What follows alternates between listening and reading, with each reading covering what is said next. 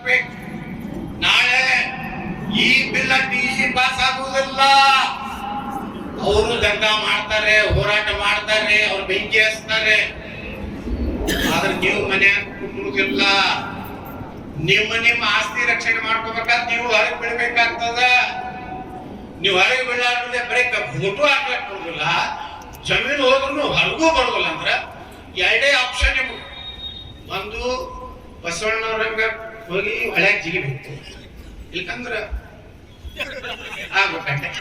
ಎರಡ ಬಸವಣ್ಣವ್ರಂಗ ಹೋಗಿ ಹೊಳ್ಯಾಗ ಜಿಗಿಬೇಕು, ಇಲ್ಕಂದ್ರ ಆಗ್ಬೇಕಂತೆ.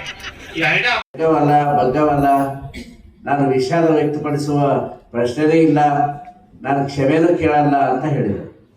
ಇನ್ನೂ ಒಂದು ಅನಾಹುತದ ಹೇಳಿಕೆ ಏನಂದ್ರೆ, ನಾನೇ ಬಸವಣ್ಣದ್ದೀನಿ ಅಂತ ಹೇಳ. ನಾನೇ ಬಸವಣ್ಣಿದ್ದು ನಾನು ಯಾಕೆ ಕ್ಷಮೆ ಕೇಳಬೇಕು ಅಂತ ಹೇಳ್ತಾರೆ. ಇವ್ರು ಅವ್ವಪ್ಪ ಬರೀ ಬಸವಣ್ಣ ಹೆಸರು ಇಟ್ಟಿದ್ದಕ್ಕಾಗಿ ಬಸವನಗೌಡ ಅಂತ ಹೆಸರು ಇಟ್ಟಿದ್ದಕ್ಕೆ ಬಸವಣ್ಣ ಆಗ್ಲಿಕ್ಕೆ ಬರಲ್ಲ. ದೇವರಾಗಬಹುದು ಆದರೆ ಬಸವಣ್ಣನಾಗಲು ಬಾರದು ಅಂತ ಹೇಳಿ ಸೆರೆದು ಹೇಳ್ತಾರೆ. ಅದು ನಾನೇ ಬಸವಣ್ಣಿದ್ದೀನಿ ಅಂತ ಅನ್ನುವಂಥ ಒಂದು ಅಧಿಕಾರದ ಪಿತ್ತ, ಹಣದ ಒಂದು ಮದ, ಅಧಿಕಾರದ ಮದ, ಆ ಪಿತ್ತ ಇವರಿಗೆ ನತ್ತಿಗೇರಿದೆ. ಅದಕ್ಕಾಗಿ ಈ ರೀತಿ ಅವರು ವಿನಾಶಕಾಲ ವಿಪರೀತ ಬುದ್ಧಿ ಅಂದಂಗ ಈ ವಿನಾಶ ಕಾಲ ಅವರಿಗೆ ಸಮೀಪದ ಅಂತ ಕಾಣಿಸ್ತದೆ. ಅದಕ್ಕಾಗಿ ಇಂಥ ದುರಹಂಕಾರದ ಮಾತುಗಳನ್ನ ಆಡೋದು ಬಿಟ್ಟು ಆ ಒಂದು ಬಸವನಗೌಡ ಪಾಟೀಲ್ ಯತ್ನಾಳರು, ಅವ್ರಿಗೆ ಬಸವನಗೌಡ ಅಂತ ಹೇಳಕ್ಕೆ ನಮಗ ನಾಚಿಕೆ ಬರ್ತದೆ. ಅದಕ್ಕಾಗಿ ನಾವು ಆ ಯತ್ನಾಳ ಗೌಡ ಕ್ಷಮೆ ಕೇಳಬೇಕು ಅಂತ ಹೇಳಿ ನಾವು ಆಗ್ರಹಿಸ್ತಾ ಇದ್ದೀವಿ.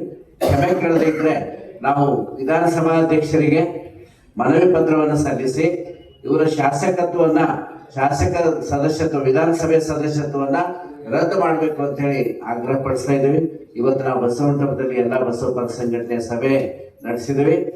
ನಾಳೆ ಉಳಿಸ್ಬಿಟ್ಟು ನಾಡಿದ್ದು 3ನೇ ತಾರೀಕು ನಾವು ಬೀದರ್ನಲ್ಲಿ ಒಂದು ಪ್ರತಿಭಟನೆ ಮಾಡಿ, ಎಲ್ಲ ರಾಷ್ಟ್ರೀಯ ಬಸವದಳ ಲಿಂಗಾಯತ ಧರ್ಮ ಮಹಾಸಭಾ ಮಹಿಳಾಗಳ ವತಿಯಿಂದ ಪ್ರತಿಭಟನಾ ಮೆರವಣಿಗೆಯನ್ನು ಮಾಡಿ ಎಲ್ಲ ಬಸವ ಪರ ಸಂಘಟನೆಯವರು ಕೂಡ ಇದನ್ನು ಕರೆದು ಎಲ್ಲರೂ ಕೂಡಿ ನಾವು ಮನವಿಯನ್ನ ಜಿಲ್ಲಾಧಿಕಾರಿಗಳ ಮೂಲಕ ಕಳಿಸ್ತಕ್ಕಂಥ ಕಾರ್ಯವನ್ನ ಮಾಡ್ತಾ ಇದ್ದೀವಿ. ಅದಕ್ಕಾಗಿ ಕೂಡಲೇ ಯತ್ನಾಳ್ ಅವರು ಈ ಬಗ್ಗೆ ಕ್ಷಮೆಯನ್ನ ಕೇಳಬೇಕು.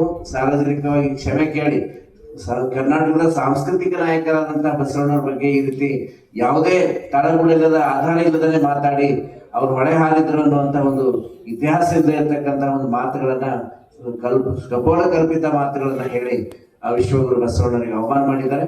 ಅವ್ರ ಕ್ಷಮೆ ಕೇಳಬೇಕು.